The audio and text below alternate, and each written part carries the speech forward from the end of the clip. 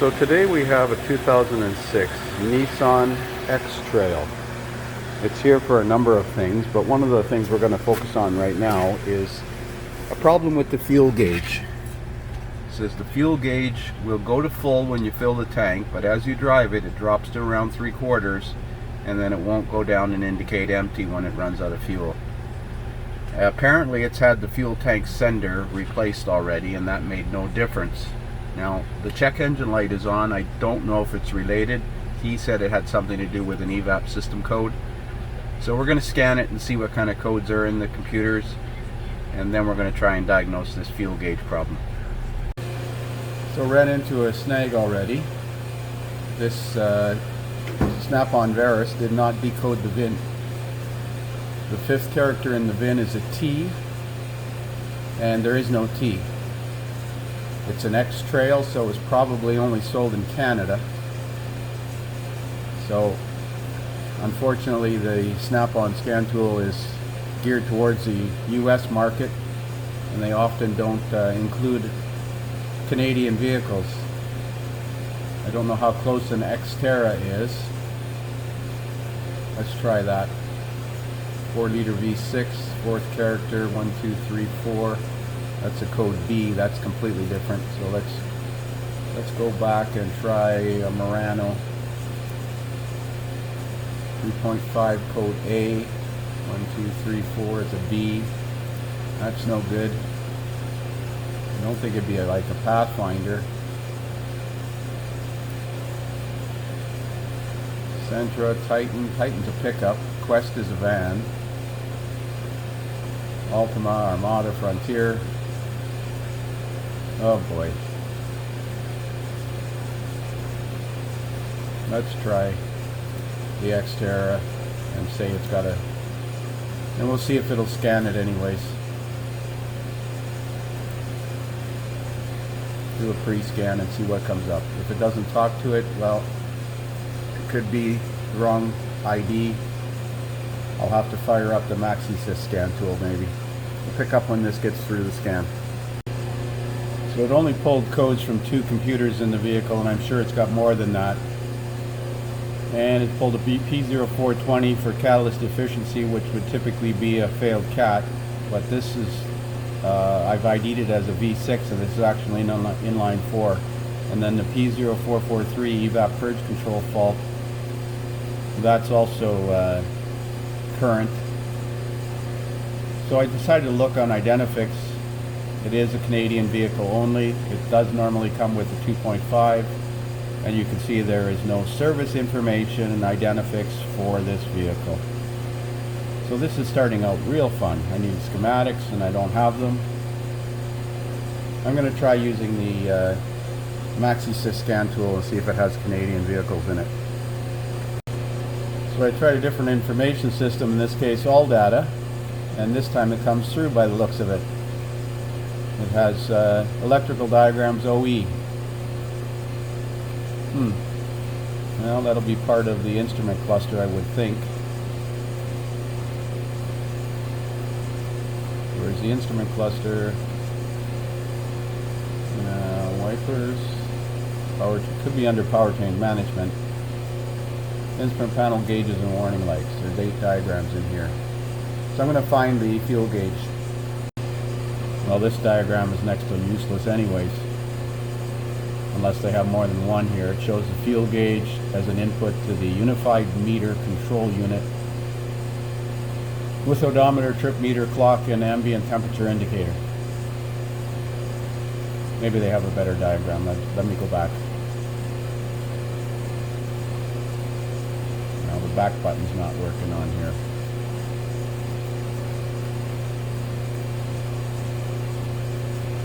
There was the instrument cluster. Wiring diagram meter. I went to this one. That one sucked. Let's try this one. That's better. Alright, so there we go. That's better. 2-wheel drive models. I'm not even sure if it's a 4-wheel drive. Where's the diagram? Oh, there we go. Okay, I'll find the electrical diagram for the fuel gauge if I can. So here it shows the combination meter. Shows this circuit going out to a sub-fuel level sensor and in series with a fuel level sensor. So has this got a saddle tank with 2 sending units in it? That's strange. Why would they be in series? Well, they could be. Wonder if they have any troubleshooting for this gauge. But the sending unit goes directly to the instrument cluster according to this. I'm going to print this diagram. So this is an all-wheel drive, and as such it has a saddle tank that straddles the drive shaft and the exhaust system. So there's a reservoir on one side, driver's side, and one on the passenger side. Now I wonder which one of the sending units they replaced. Obviously not the one with the problem, so we'll have to take the back seat out. Hopefully we can access the sender. I'm pretty sure that it's accessible under the back seat. So flip the bottom of the back seats up, and lo and behold, there's a fuel tank sender and a fuel tank sender. So I'll bet you they changed the one on the driver's side, because that's usually where the fuel tank is. Especially when you look at the fuel filler door, they might assume that. But we'll pull the covers off and have a look. Well, it appears that I was wrong. That one on the passenger side looks like it's been replaced. This one's definitely dirty. So I'm saying they changed the sender on that side, but there's also a sender on this side, and they're in series, so either one could cause the problem. I'm not sure how they work, but we're going to identify the appropriate wires and measure the resistance. It's probably, though that one's only got 2 wires on it by the looks of it. Let's have a look. Yeah, this has only got 2 wires on it, so that's easy enough to figure out. Now we'll take that off and put a couple of terminals across there and measure the resistance of this, compare it to that side. Considering that they're both in the same fuel level, they should indicate the same thing. So I got the ohm meter connected across the only 2 pins in that sender on the right side, passenger side, and I read 15 ohms. So now I'm going to go across the 2 pins that I think are the right 2 terminals, yellow and black, on the main sending unit where the fuel pump is as well, and check it there. So measuring across those 2 pins on the fuel pump sending unit, I read 0, like it's shorted. It goes in series, so it goes to the sub-level fuel sender, then the fuel sender. I don't know if this is the right side or left side. 1 and 3 and 1 and 4. I might be on the wrong pins here because it says 1 and 4 and I'm on 1 and 3. Looking at these pins.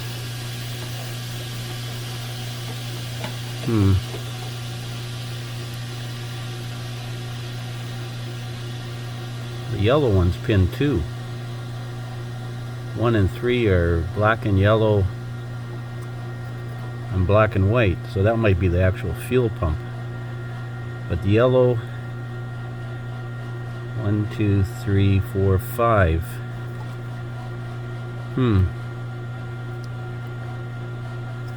there it says 1 and 4. Black and yellow. Well, the black and yellow are 1 and 5. Unless they count this way, 1, 2, 3, 4. Well, I'll try the other 2 pins. Well, according to this schematic, it's pins 1 and 4, and black and yellow. Well, pins 2 and 5 are black and yellow on this connector. And if I put the ohm meter across those 2 pins, I read around 8 ohms. I just saw it change when I tapped on the sending unit. Oh, look at that.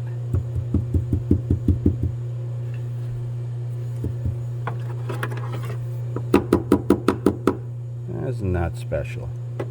Well, I'm going to see if I can make it work. Theoretically, if I put a variable resistor between the green wire over at the other sender and ground, I should be able to make the fuel gauge work with a variable resistor. Let's try that.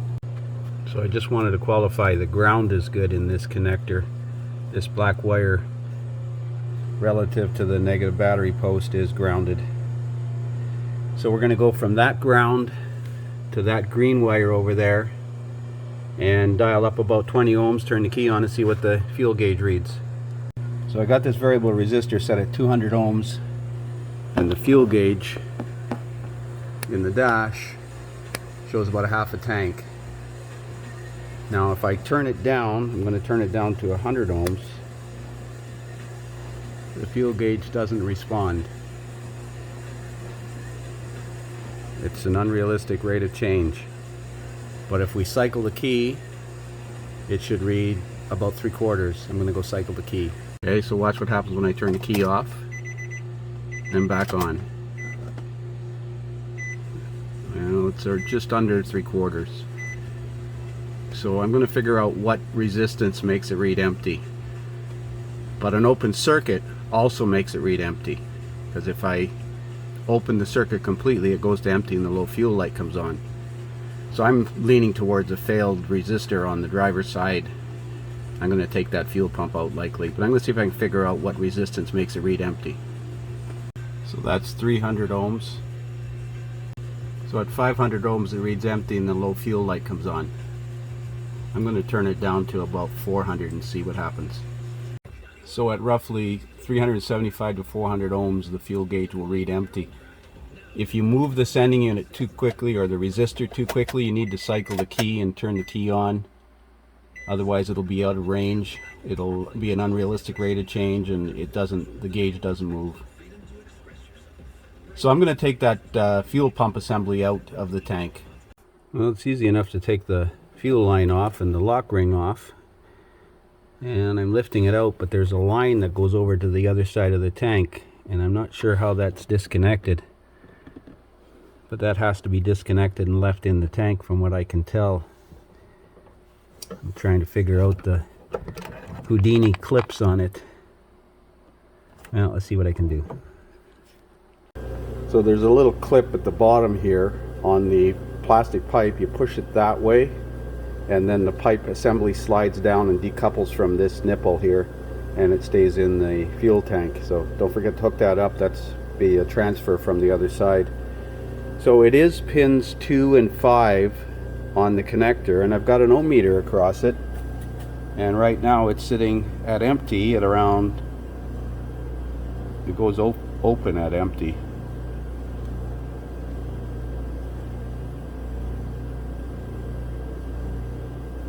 So this sender seems to be working, but it goes to 0.6 full with the float all the way up. What the hell is this for? Well, that's a low fuel, I don't know what that is. Temp sensor maybe? Fuel temp sensor? It doesn't move. And on the way down, it goes up to about 40 ohms, and then at the very end of the travel it goes open, or at least greater than 40. Let's change the range here. 58. So it goes to about 70 ohms empty. So that other sending unit can't have the same operating characteristics because the two are in series and the resistance adds together. And it took 350 ohms to make it read empty. This sender seems to be working. They're moving the float up and down. So that's at the bottom. There's quite a jump though. It goes from 38 to 50 right at the very bottom. So I guess we're going to have to take the other sending unit out and check it to see how it works. So there's the sender out of the right side. It's simply a sender. There's no pump or anything on it. This is what's been replaced. So with the sender at empty, with the float at the bottom, it reads roughly 36 ohms. And with the sender at full, it reads nearly 0. So this sender plus the other sender add together. I didn't write down those values, so I'm going to write them down and do some math. So the left-hand sending unit is 73 when it's empty and 0 or 1 ohm when it's full. So when it's empty, it has to be about 110 ohms, 109, 110 ohms. Well, I can't get it to read empty until I go to 400 ohms. So we have a problem with the sending unit, or not the sending unit, with the instrument cluster, in my opinion. Both these senders are working fine. So I found some information and all that about testing the sending units. So between pin 1 and 4, they're counting from the other side. I count them as 2 and 5, but it's actually 1 and 4. I think the wire colors are reversed in the harness, but that's regardless. Full should be approximately 5, and I've got nearly 0, and empty should be approximately 80, and I've got 73. And the sub-fuel harness, or sub-fuel sensor, full should be approximately 1, and I've got 1, and empty should be approximately 40, and I've got 36. So regardless, 40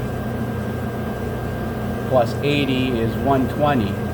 So at 120 ohms resistance between the sender wire and ground, should make that gauge in the dash read full, and 0 makes it read empty. That doesn't make sense. No, sorry, 120 ohms should make it read empty, but I got to go to about 350 ohms to make it read empty. I'm going to dial up 120 and see what happens.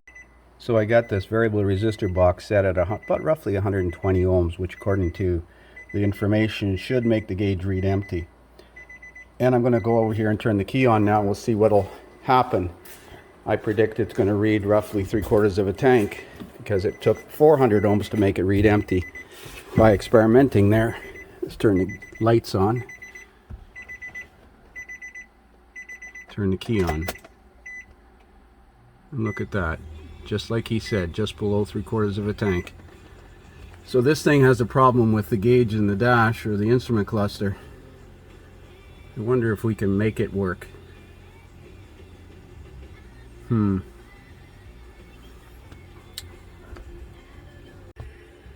So I put a series resistor in between the two sender units. I've got them plugged in, and the float's at the bottom right now. So this one's at about 80 ohms.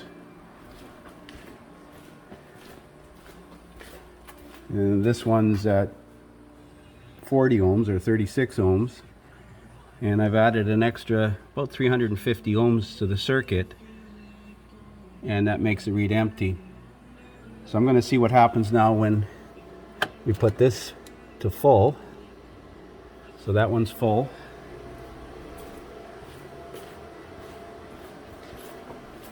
And this one's full.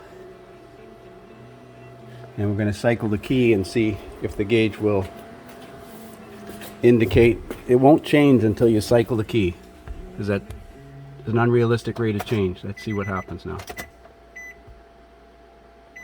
Now, we can make it read empty, but there's a problem with the gauge in the dash.